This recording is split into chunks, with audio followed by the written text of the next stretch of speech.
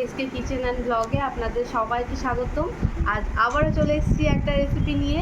আজ সকাল সকাল দিদি আবদার করেছে পটল চিংড়ি খাবে, আর কি করি, তৈরি হয়ে গেলাম পটল চিংড়ি নিয়ে। আর বাইরের ওয়েদারটা খুবই ভালো। হ্যাঁ, আজকে আমাদের এখানে খুব বৃষ্টি হচ্ছে, দিদির আবদার পূরণ তো করতেই হবে, তাই চলে এসেছি সব কিছু রেডি করে। আপনাদের সাথেও শেয়ার করব আমার এই রেসিপিটা। আপনার যদি ভালো লাগে অবশ্যই এই রেসিপি ফলো করে একবার হলেও খেয়ে দেখবেন। যদি ভালো লাগে চ্যানেলটাকে সাবস্ক্রাইব করে আমাদের পাশে থাকবেন, আর অনেক অনেক শেয়ার করবেন আর লাইক দিয়ে যাবেন একটা করে। চলুন তাহলে। দেখতেই পাচ্ছেন গ্যাসে কড়াই চাপিয়ে দিয়েছি, এবার একটু সামান্য তেল দিয়ে দিলাম পটলটা ভাজার জন্য। প্রথমে পটলটাকে ভেজে নেব, আর পটল চিংড়িটা আগে একটু স্পেশালভাবে করবো, দেখলেই বুঝতে পারবেন। বিয়ের বাড়ির স্বাদের হয়তো বা হবে না, কিন্তু অত রিচ, কিন্তু বিয়ের বাড়িকে হার মারাতে পারবে এরকমটাই।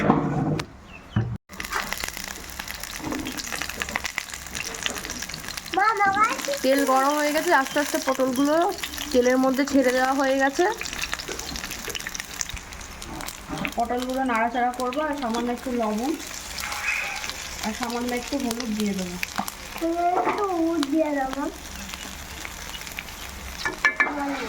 ব্যাস, এবার শুধু নাড়াচাড়া করে যাবো।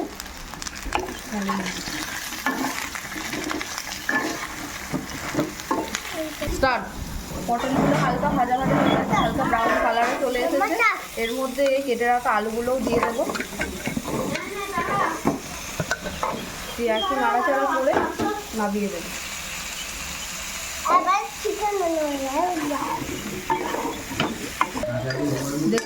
পটলগুলো মোটামুটি পটল আর আলু একটু ভাজা ভাজা হয়ে গেছে, বেশি ভাজার দরকার নেই, এরকম করে ভাজতে হবে, আবার তো কষাবো। এবার তুলে নেবো। পটলের মধ্যে দিয়ে দে, পটল পোস্তর মধ্যে পুরুলি ওখানে পুরুলি দিচ্ছি তুই ভিতরে তো কে না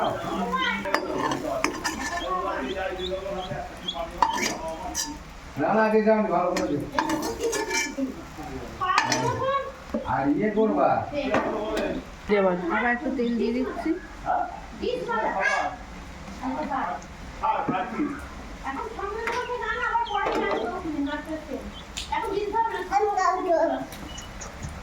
একটু কালো জিরে দিয়ে দিচ্ছি সামান্য।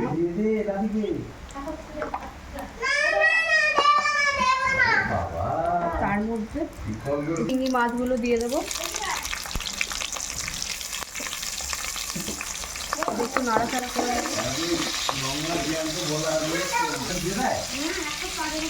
এবার এর মধ্যে কিছু করে রাখা পেঁয়াজ আর কাঁচা লঙ্কা চিড়ে রেখা দিয়ে দেবো।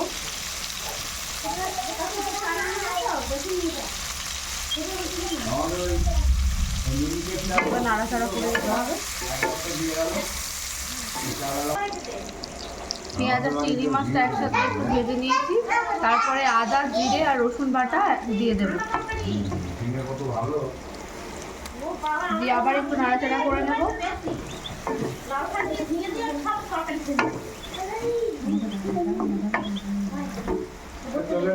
দাঁড়াও, চা চাপিয়ে দিচ্ছি তো। আদা রসুনের পেস্টটা জিরের একসাথে কষিয়ে নিতে হবে একটু।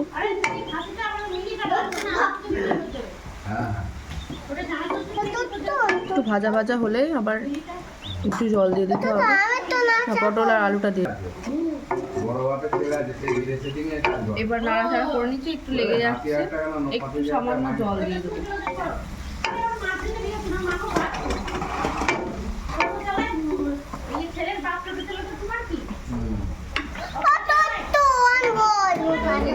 নাড়াচাড়া করে নেবো।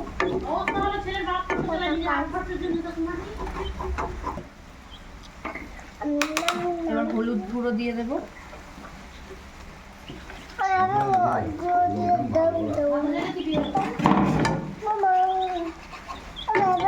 দাঁড়া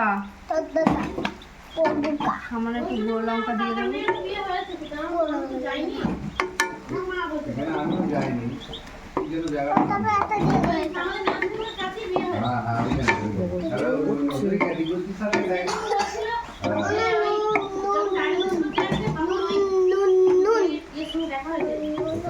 ওদেরই লবণ দিয়ে দেবো। তিনখানা পুকুর আছে।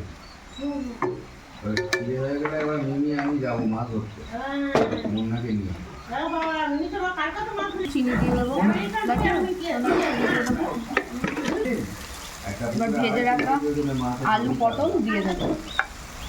আর একটা পুকুরে ওই 1 কিলো আর একটা পুকুরে 2 কিলো করে। কত চারে? সামান্য একটু যেমন মৌসুমীর বাঘ তেমন মৌসুমীর মা দুটো কিনতে। সামান্য একটু জল দিয়ে দিয়েছি আর একটু নাড়াচাড়া করে দেবো।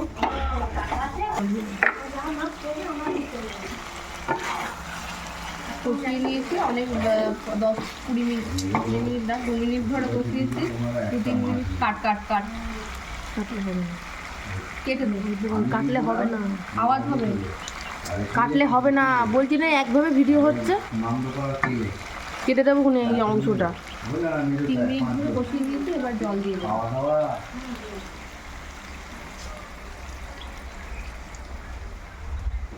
আলু এই জলে আলু পটল সব গলে যাবে। ইয়ে বন্ধ করে করে করছিস? এটা তো মনে হয় ভাত। আমরা দেখবো আলু গলেছে কিনা।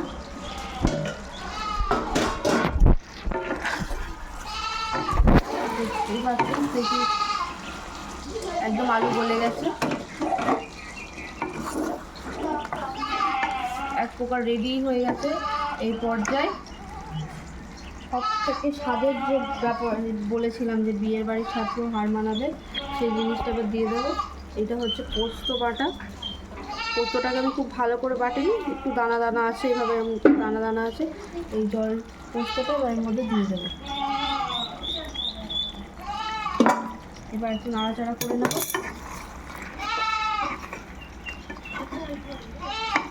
পোস্তটা একটু মুখে পড়বে এরকমটাই ভালো লাগবে।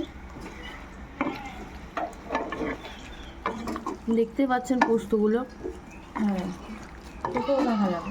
আবার মুখে পড়লেও এটা অন্যরকম স্বাদ, একটা অন্যরকম ভালো লাগা।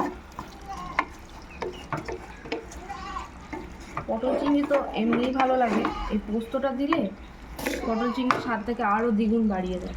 আপনারা অবশ্যই এভাবে ট্রাই করে দেখবেন।